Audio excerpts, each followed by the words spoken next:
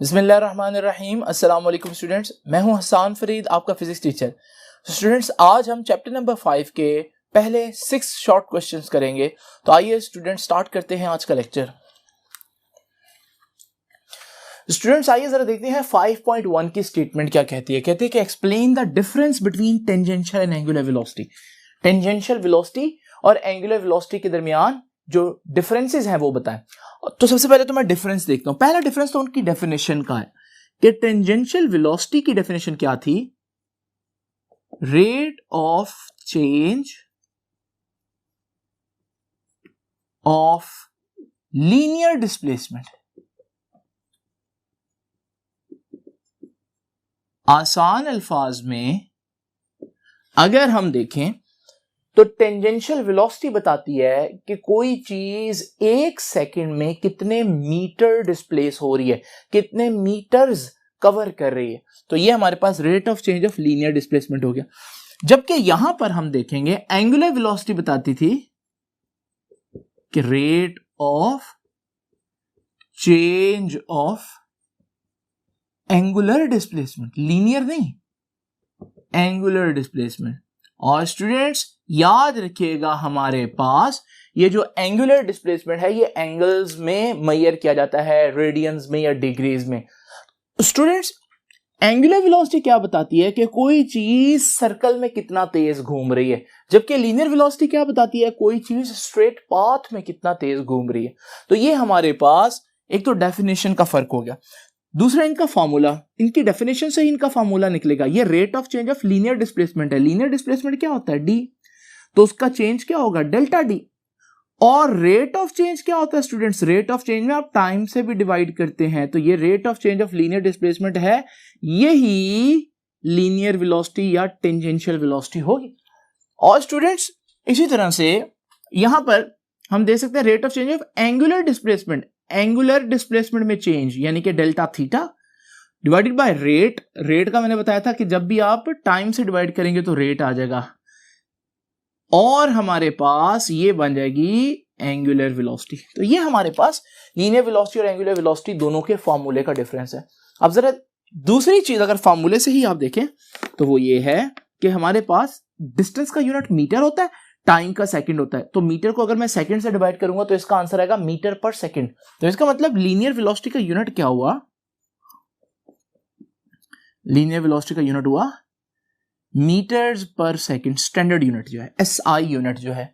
और इसी तरह से यहां पर अगर हम देखें इसका यूनिट, तो एंगल का यूनिट क्या होता है? रेडियन, स्टैंडर्ड यूनिट जो एसआई है। नीचे टाइम जो है वो सेकंड होगा, तो ये यूनिट बनेगा रेडियंस पर सेकंड।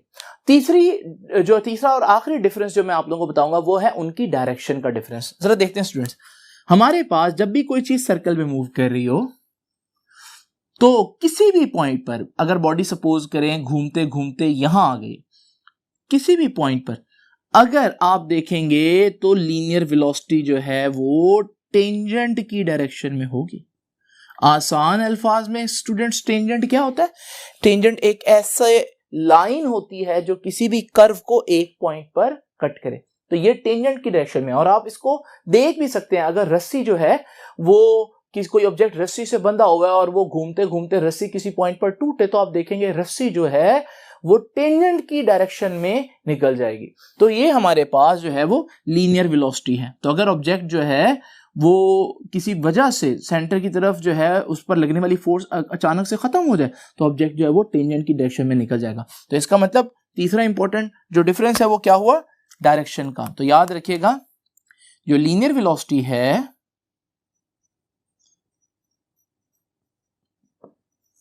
इज अलोंग टेंजेंट, तो वो टेंजेंट की डायरेक्शन में होगी।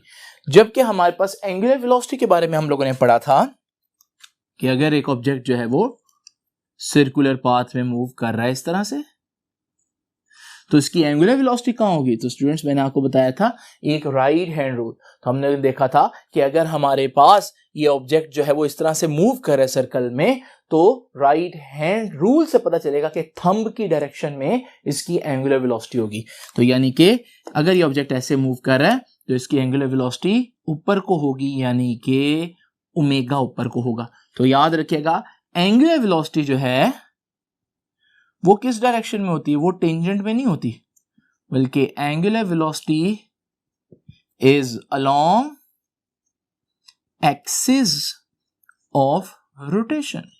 तो जिस एक्सिस के गिर्द वो रोटेट कर रही होती है एंगुलर वेलोसिटी उस डायरेक्शन में होती है और राइट हैंड रूल से फाइंड आउट की जा सकती है। स्टूडेंट्स और भी बहुत से डिफरेंसेस हैं इन दोनों में, लेकिन हम अपने शॉर्ट क्वेश्चन के हिसाब से सिर्फ 3 डिफरेंसेस डिस्कस करेंगे। स्टूडेंट्स अब इस क्वेश्चन का आखिरी पार्ट देखते हैं। If one of these is given, अगर इन दोनों में से कोई एक दी हो, how will you find the other, तो आप दूसरी कैसे फाइंड आउट करेंगे। देखिए इसका आंसर बड़ा सिंपल है कि we can use the following equation to find one velocity if other is given। अगर एक दी हो तो हम दूसरी मालूम करने के लिए कौन सी इक्वेशन लगाएंगे स्टूडेंट्स, ये इक्वेशन हम लोगों ने पढ़ी हुई है बड़ी डिटेल में, और ये इक्वेशन थी v equals to R omega. तो अगर आपको उसने बोला है नोन रेडियस, अगर आपको रेडियस मालूम हो तो ओमेगा हो तो आप v निकाल लेंगे, और अगर आपको v दिया हो तो आप ओमेगा निकाल लेंगे। तो इस इक्वेशन से आप लीनियर दिया हो तो एंगुलर निकाल सकते हैं, और एंगुलर दी हो तो लीनियर वेलोसिटी फाइंड आउट कर सकते हैं। अब स्टूडेंट्स देखते हैं जरा 5.2 की स्टेटमेंट क्या कहते हैं। कहते हैं explain what is meant by centripetal force. कहते हैं सेंट्रीपिटल फोर्स क्या होती है and why it must be furnished, और हमें क्यों चाहिए होती है। स्टूडेंट्स आप लोगों ने देखा होगा अक्सर जगहों पर आपको बॉडीज जो है वो सर्कुलर पाथ में मूव करती नजर आती है, चाहे वो हमारे पास एक पत्थर जो स्ट्रिंग से अटैच हो वो सर्कल पाथ में मूव कर रहा हो, या हमारे पास एक सैटेलाइट हो जो जमीन के गिर्द मूव कर रहा हो वो भी सर्कुलर पाथ में मूव कर रहा होता है, या इलेक्ट्रॉन्स जो है वो न्यूक्लियस के गिर्द जो है वो सर्कुलर पाथ में मूव कर रहे होते हैं। तो ये सारी एग्जांपल्स ऐसे हैं जिसमें बॉडी जो है वो सर्कुलर पाथ में मूव कर रही है। आपको मालूम है चीजें जो है वो स्ट्रेट लाइन में चलना चाहती हैं, तो अगर ये सर्कुलर पाथ में, इन सारी एग्जांपल्स में अगर ये सर्कुलर पाथ में बेंड होने पर मजबूर हो रही हैं तो कोई ना कोई फोर्स तो लग रही होगी ना। तो वो फोर्स जो है, मिसाल के तौर पर हमारे पास जो रस्सी वाली एग्जांपल है उसमें वो फोर्स टेंशन है, रस्सी के अंदर जो तनाव है, रस्सी के अंदर जो टेंशन है। इसी तरह अगर सैटेलाइट जमीन के गिर्द मूव कर रहा है तो भी एक फोर्स है जिसे हम ग्रेविटी कहते हैं, वो उसको बेंड कर रही है। और अगर हम इलेक्ट्रॉन और न्यूक्लियस की बात करें तो न्यूक्लियस भी इलेक्ट्रॉन पर एक फोर्स लगा रहा है जिसे हम इलेक्ट्रिक फोर्स कहते हैं। तो इसका मतलब स्टूडेंट्स अगर आप चाहते हैं चीज को सर्कुलर पाथ में मूव करवाना तो आपको एक फोर्स चाहिए, उस फोर्स को हम कहते हैं स्टूडेंट्स सेंट्रीपिटल फोर्स। तो व्हाट इज सेंट्रीपिटल फोर्स? कि सेंट्रीपिटल फोर्स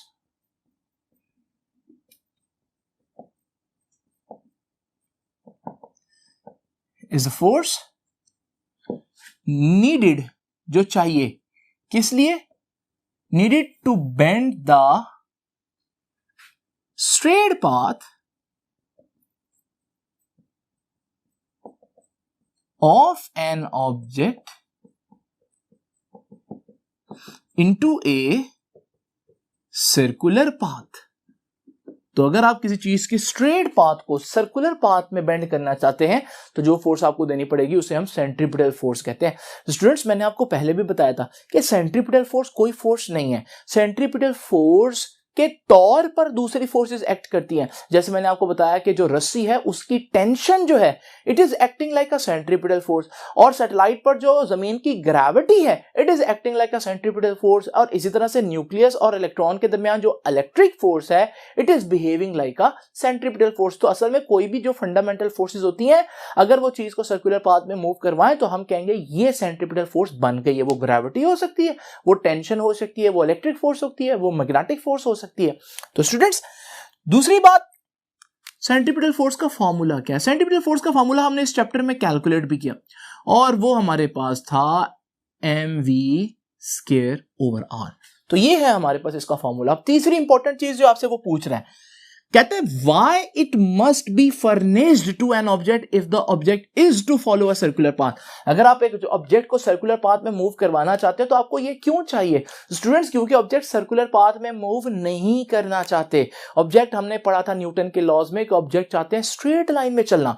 अगर आप चाहते हैं उनके स्ट्रेट पाथ को कर्व में मोड़ना तो फिर आपको इनवर्ड एक फोर्स चाहिए। अब ये फोर्स अगर ना हो सेंट्रीपिटल तो क्या होगा? अगर हमारे पास ये एक रस्सी है और अचानक से ये रस्सी टूट जाए, अगर ये रस्सी टूट जाएगी तो आप देखेंगे वो ऑब्जेक्ट जो है वो स्ट्रेट उसी पॉइंट पे टेंजेंट की डायरेक्शन में निकल जाएगा। अब क्योंकि सेंट्रीपिटल फोर्स नहीं है, क्योंकि टेंशन नहीं है, तो आपने देखा कि ऑब्जेक्ट ने सर्कल में मूव करना नहीं ओबे किया। इसी तरह से हमारे पास अगर एक सैटेलाइट है और किसी वजह से ग्रेविटी खत्म हो जाए तो जैसे ही ग्रेविटी खत्म होगी सैटेलाइट जो है वो टेंजेंट की डायरेक्शन में निकल जाएगा। इसका मतलब अगर सेंट्रीपिटल फोर्स नहीं होगी तो ऑब्जेक्ट जो है वो टेंजेंट की डायरेक्शन में फ्लाई कर जाएंगे, क्योंकि फिर उनके पास कोई वजह नहीं है सर्कुलर पाथ में मूव करने की। तो स्टूडेंट्स याद रखिएगा कि हमारे पास वो कहता है क्यों चाहिए ये, तो आप कहेंगे if there would be no centripetal force, अगर कोई सेंट्रीपिटल फोर्स नहीं होगी तो क्या होगा? if there would be no centripetal force, the object will fly off, निकल जाएंगे in the direction of tangent, तो टेंजेंट की डायरेक्शन में सीधा निकल जाएंगे। तो स्टूडेंट्स ये थी हमारे पास सेंट्रीपिटल फोर्स के बारे में कुछ बातें। अब जरा देखते हैं कि 5.3 की स्टेटमेंट क्या कहती है। तो आइए स्टूडेंट्स जरा देखते हैं 5.3 की स्टेटमेंट क्या कहती है। कहते हैं what is meant by moment of inertia, explain its significance. Significance को तो बाद में देखते हैं, पहले तो देखते हैं मोमेंट ऑफ इनर्शिया क्या है। स्टूडेंट्स इनर्शिया एक हमने चैप्टर नंबर 3 में पढ़ा था जिसे हमने इनर्शिया बोला था या लीनियर इनर्शिया बोला था, और हम लोगों ने देखा था कि लीनियर इनर्शिया जो है वो मास डिसाइड करता है। इनर्शिया की सिंपल अल्फाज में अगर मैं मतलब बताऊं तो वो है जिद। किस चीज की जिद?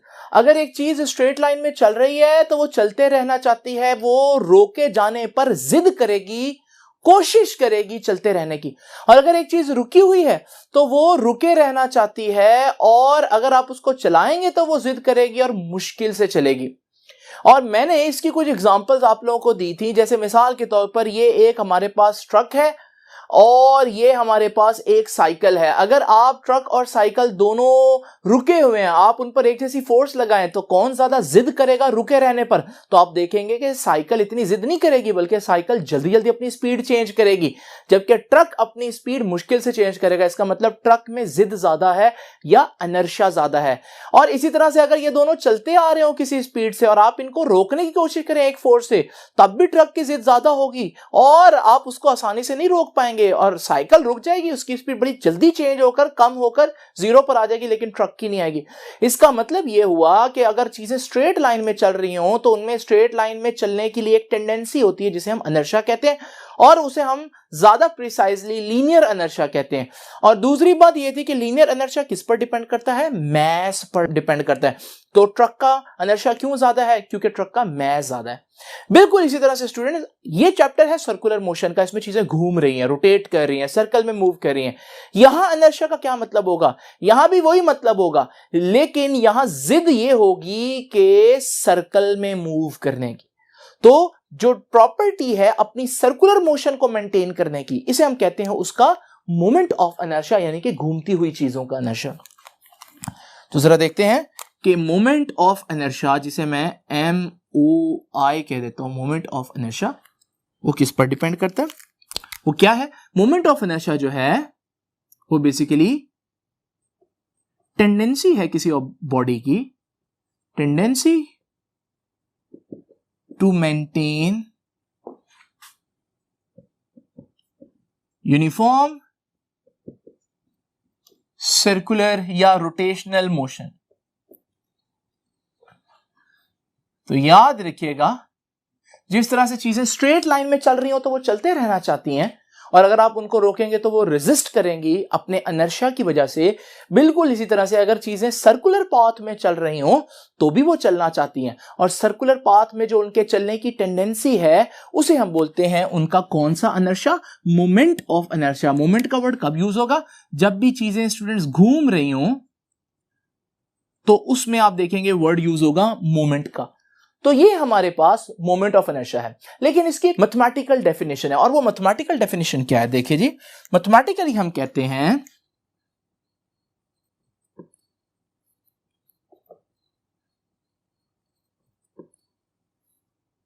तो मैथमेटिकली हम क्या कह सकते हैं जी कि moment of inertia is the product of mass and square of distance of that mass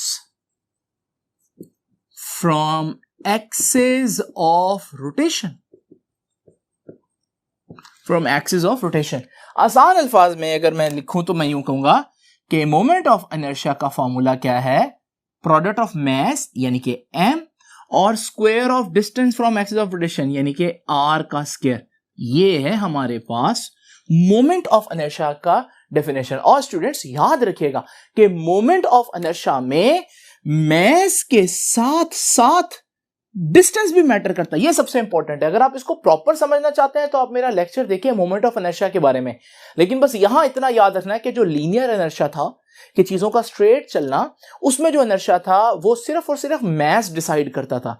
लेकिन जब चीजें घूम रही हो तो उनका इनर्शिया मास के साथ साथ मास सेंटर से कितना दूर है, यानी मास की डिस्ट्रीब्यूशन क्या है, तो वो भी इंपॉर्टेंट है। मिसाल के तौर पर मैंने ये एग्जांपल आपको वहां पर भी दी थी, एक दफा फिर से देख लेते हैं कि हमारे पास ये एक इंक्लाइन प्लेन है, और जरा स्टूडेंट्स देखिए इस इंक्लाइन प्लेन के ऊपर एक डिस्क है और एक रिंग है।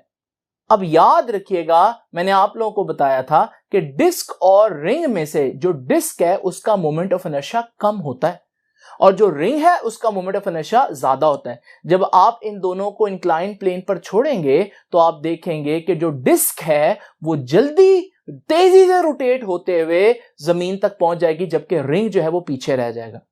तो क्वेश्चन है कि भाई डिस्क और रिंग में ऐसा क्या फर्क है। तो स्टूडेंट्स डिस्क और रिंग में फर्क इस बात का है कि हमारे पास डिस्क के कुछ पार्टिकल सेंटर से बहुत करीब भी हैं, जबकि रिंग जो है उसका सारा मटेरियल सेंटर से दूर है। सेंटर से दूर है जिसकी वजह से हम कहेंगे सेंटर से डिस्टेंस बहुत ज्यादा है पार्टिकल्स का। जब सेंटर से डिस्टेंस बहुत ज्यादा होगा तो मोमेंट ऑफ इनर्शिया ज्यादा होगा। तो यहां मास के साथ साथ हमारे पास मास की डिस्ट्रीब्यूशन, मास की लोकेशन क्या है फ्रॉम एक्सिस ऑफ रोटेशन, ये भी इंपॉर्टेंट है। नाउ स्टूडेंट्स दूसरी बात वो पूछ रहे हैं सिग्निफिकेंस। मैंने बता दिया आप लोगों को सिग्निफिकेंस। अब इसको लिखना कैसे है, क्या सिग्निफिकेंस है भाई। Moment of inertia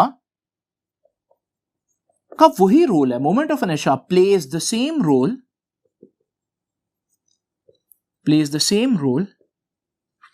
in circular motion as mass plays in linear motion। जो काम mass का था linear motion में, वही काम मोमेंट ऑफ इनर्शिया का है रोटेशनल मोशन या सर्कुलर मोशन में। mass का क्या काम था, अपोज करना, चेंज को अपोज करना, दूसरे अल्फाज में एक्सेलरेशन को अपोज करना। लेकिन जब स्ट्रेट लाइन में चीज मूव करिए तो स्टूडेंट्स उसका एक्सेलरेशन कहलाता है linear acceleration.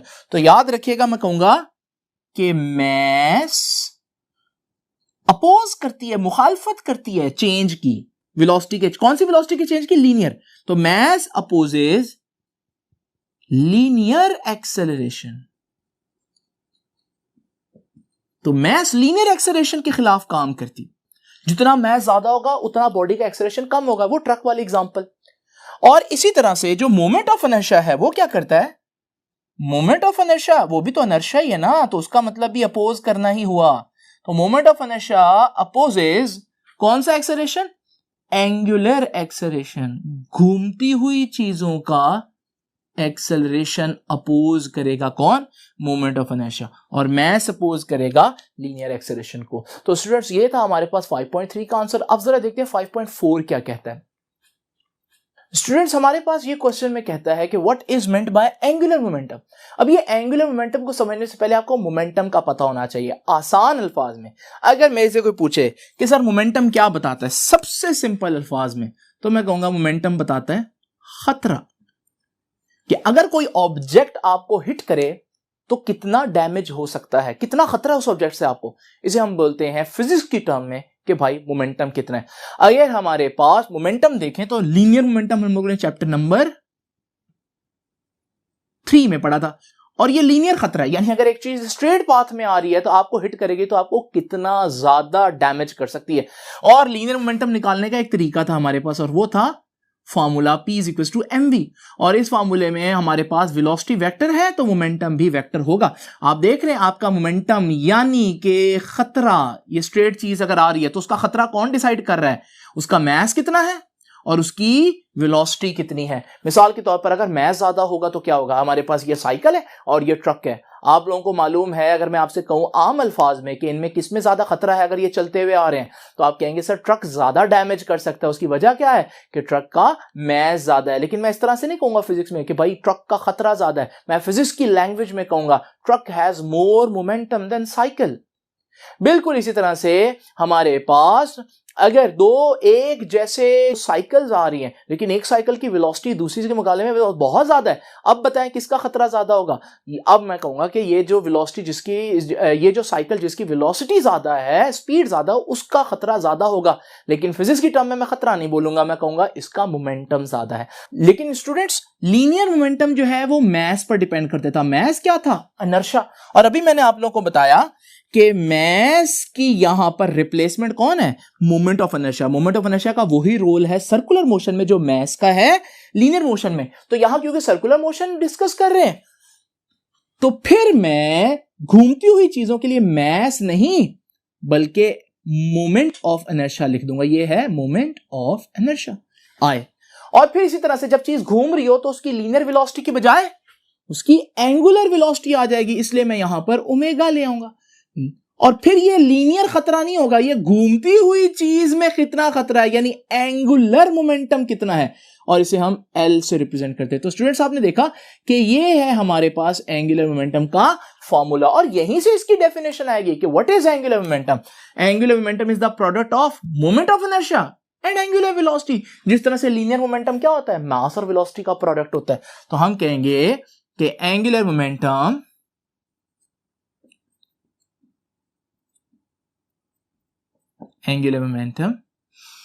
is the product of moment of inertia, आपने पूरा लिखना है, एंड दूसरी क्या चीज आ रही है? And angular velocity.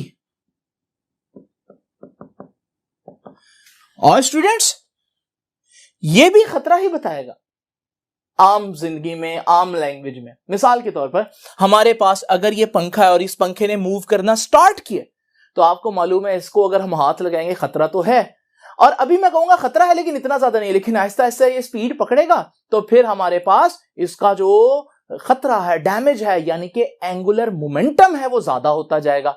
और हमने यहां पर फार्मूले से भी नजर आ रहा है कि कोई चीज जितना तेजी से घूमेगी, जितना एंगुलर वेलोसिटी ज्यादा होगी, उतना उसका खतरा यानी उसका जो हमारे पास एंगुलर मोमेंटम है, फिजिक्स की टर्म में हम कहेंगे एंगुलर मोमेंटम बहुत ज्यादा होगा।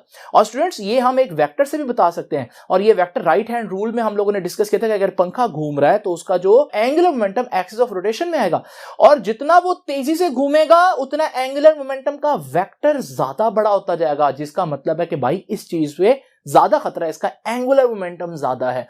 तो स्टूडेंट्स याद रखिएगा एंगुलर मोमेंटम की डायरेक्शन कहां होती है? एंगुलर मोमेंटम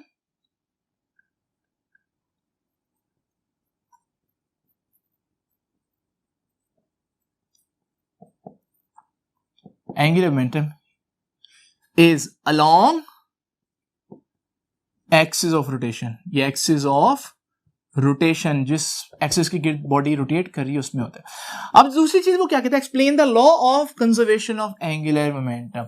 एंगुलर मोमेंटम का लॉ ऑफ कंजर्वेशन क्या कहता है? Law of conservation of angular momentum कहता है कि भाई हमारे पास जो कोई चीज घूम रही हो तो उसका एंगुलर मोमेंटम जो है वो टोटल एंगुलर मोमेंटम वो चेंज नहीं होगा। तो याद रखिएगा law of conservation of angular momentum क्या कहता है?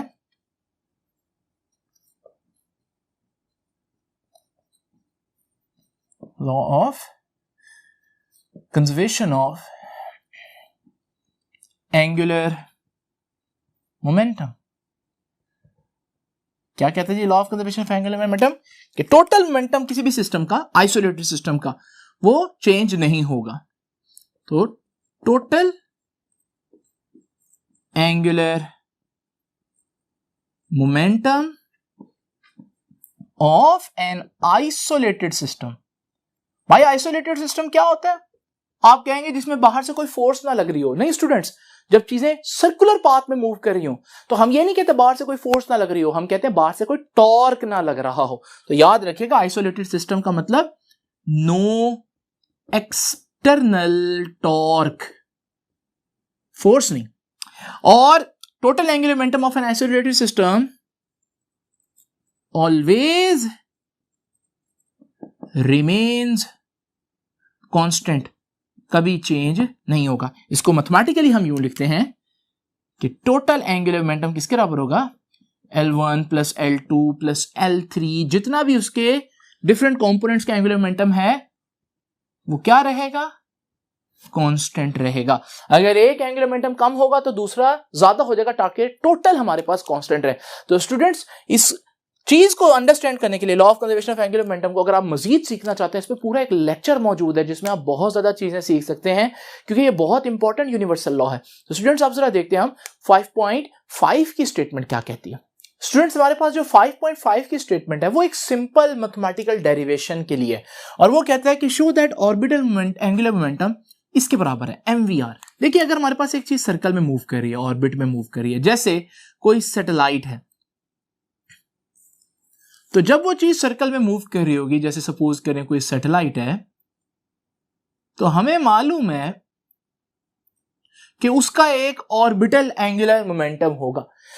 वो जो ऑर्बिटल एंगुलर मोमेंटम होगा उसको निकालने के लिए सबसे पहले तो देखें इसका जो हमारे पास मोमेंटम है वो टुवर्ड्स टेंजेंट होता है, और हमारे पास ये जिस पॉइंट के गिर्द मूव कर रही है उससे इसका डिस्टेंस जो है वो r है, उसका पोजीशन वेक्टर मैंने r वेक्टर बना दिया। नाउ स्टूडेंट्स एंगुलर मोमेंटम क्या कहता है? एंगुलर मोमेंटम कहता है कि it is the product of r and p, यानी कि इस वेक्टर का जो पोजीशन वेक्टर है, जिस पॉइंट के गिर्द वो मूव कर रहा है उससे जो पोजीशन वेक्टर बन रहा है उसका, और जो उसका मोमेंटम का वेक्टर है, इन दोनों का जो प्रोडक्ट है, कौन सा प्रोडक्ट? क्रॉस प्रोडक्ट, वही एंगुलर मोमेंटम है। तो हम यहां से अगर मैग्नीट्यूड की बात करें तो स्टूडेंट्स मैग्नीट्यूड में हम कह सकते हैं L is equal to R cross P, R P sine theta. Sine theta जो है हमारे पास, हमें मालूम है कि जब भी दो वेक्टर्स का क्रॉस लें A क्रॉस B तो वो किसके बराबर आता है? ए बी साइन थीटा और साथ एन हैट। लेकिन क्योंकि मैंने मैग्नीट्यूड की बात की ना तो इसलिए मैंने एन हैट डायरेक्शन को निकाल दिया, तो हमारे पास बाकी ये चीज रह गई। अब आप देख रहे हैं स्टूडेंट्स आर कहां है? आर है टुवर्ड्स द रेडियस, और पी क्या है? पी है लीनियर मोमेंटम, वो टेंजेंट की डायरेक्शन में, और दोनों के दरमियान जो एंगल बन रहा है वो 90 डिग्री बन रहा है।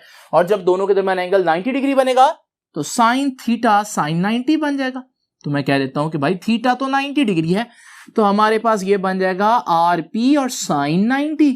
और हमें यह भी मालूम है कि भाई साइन 90 का आंसर 1 आता है, तो क्योंकि साइन 91 है तो फिर L is equal to R P आ जाएगा।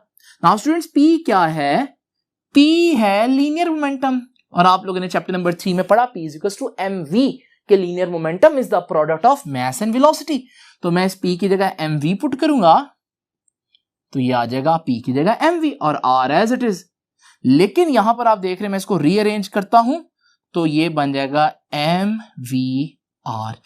तो स्टूडेंट्स ये हमारे पास एंगुलर मोमेंटम है। कब एंगुलर मोमेंटम है? जब कोई चीज सर्कल में मूव कर रही हो, ऑर्बिट में मूव कर रही हो, जैसे कि सैटेलाइट की एग्जांपल मैंने ली, इसलिए इसको मैं ऑर्बिटल एंगुलर मोमेंटम कहता हूं। तो ऑर्बिटल एंगुलर मोमेंटम का ये आंसर आया, और हम पहले ही यही प्रूव करना था, तो हम कहेंगे कि हेंस प्रूव्ड। तो ये बड़ा आसान और छोटी सी डेरिवेशन थी जिसको मैंने आप लोगों के सामने किया।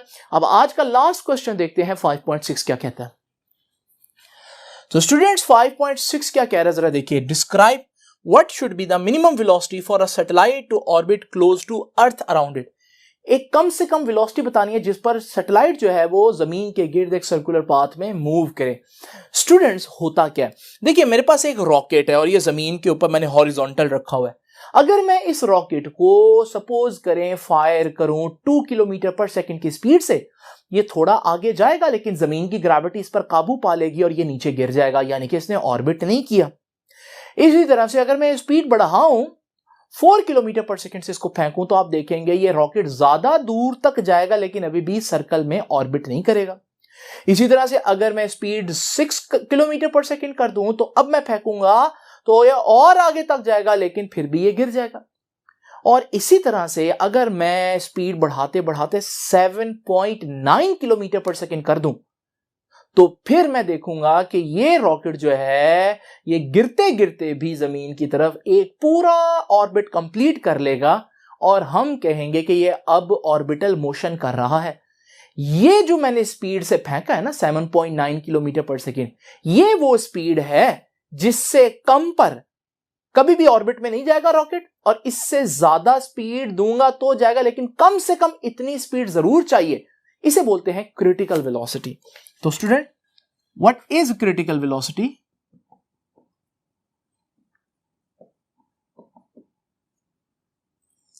तो critical velocity is the minimum velocity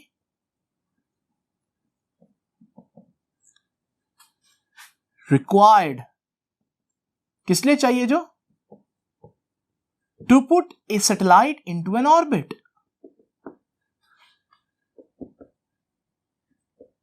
into an orbit. इससे कम पर हमारे पास कभी भी जो सैटेलाइट है वो ऑर्बिट में मूव नहीं करेगा। मैंने यहां रॉकेट की एग्जांपल लिया, लेकिन आप इसकी जगह सैटेलाइट इमेजिन कर लें। अब स्टूडेंट्स ये कैसे मैंने 7.9 निकाला भी, ये देखिए हमारे पास, अगर मैं चाहता हूं ये अर्थ है और मैं चाहता हूं कि अर्थ के करीब, बहुत करीब एक सैटेलाइट जो है वो सर्कल में मूव करे। अब अगर ये बहुत करीब मैं मूव करवाना चाहता हूं, मुझे मालूम है कि इस सैटेलाइट पर एक फोर्स इसको सर्कल में मूव करवाएगी जो कि जमीन के सेंटर की तरफ खींचेगी। इसे हम बोलते हैं सेंट्रीपिटल फोर्स। और सेंट्रीपिटल फोर्स का फॉर्मूला क्या होता है जी? सेंट्रीपिटल फोर्स का फॉर्मूला होता है स्टूडेंट्स mv²/r। और r क्या है? उस सैटेलाइट से जमीन के सेंटर तक का फासला। लेकिन आप देख रहे हैं सैटेलाइट तो जमीन के बहुत करीब है, तो ये जो फासला है ये तकरीबन जमीन के अपने रेडियस यानी कि कैपिटल R जितना बनेगा। तो मैं कह देता हूं कि भाई जो सैटेलाइट का डिस्टेंस है वो तो ऑलमोस्ट सैटेलाइट जमीन का रेडियस बन रहा है, तो फिर ये बन जाएगा mv²/r की जगह कैपिटल R। एक तो ये इक्वेशन हो गई। अब आपको पता है कि हमारे पास सेंटर में एक फोर्स खींच रही है जिसकी वजह से सर्कल में वो मूव कर रहा है, और वो फोर्स कौन सी है? ग्रेविटी की।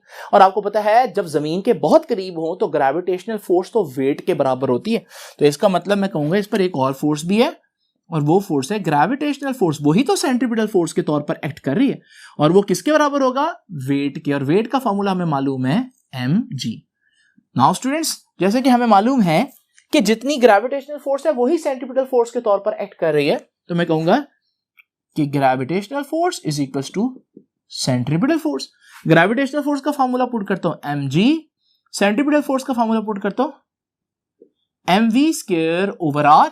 m से कैंसिल हो जाएगा स्टूडेंट्स। यहां से आप लोग v को एक तरफ रखेंगे या gr उधर जाकर मल्टीप्लाई होगा, फाइनल हमारे पास ये एक्सप्रेशन आ जाएगा कि v is equals to gr√। ये है क्रिटिकल वेलोसिटी।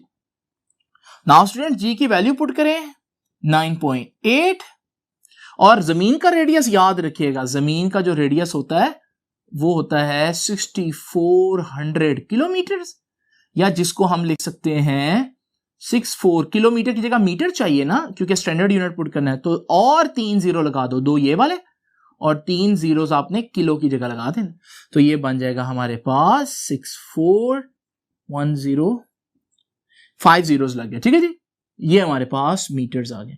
और ये वैल्यू पुट करके आपने अंडर रूट लेना है। जब आप इसका आंसर निकालेंगे तो आंसर वही आएगा जो मैंने आपको बताया था, 7900 मीटर्स पर सेकेंड, जिसको आप 7.9 किलोमीटर्स पर सेकेंड कर सकते हैं 1000 से डिवाइड करके, ताकि आप किलो लगा सकें। तो स्टूडेंट्स ये है वो मिनिमम वेलोसिटी जिस पर हमारे पास सैटेलाइट जो है वो जमीन के बिल्कुल करीब एक सर्कुलर पाथ बनाएगा। तो स्टूडेंट्स ये थे हमारे पास पहले 6 शॉर्ट क्वेश्चंस आपके इस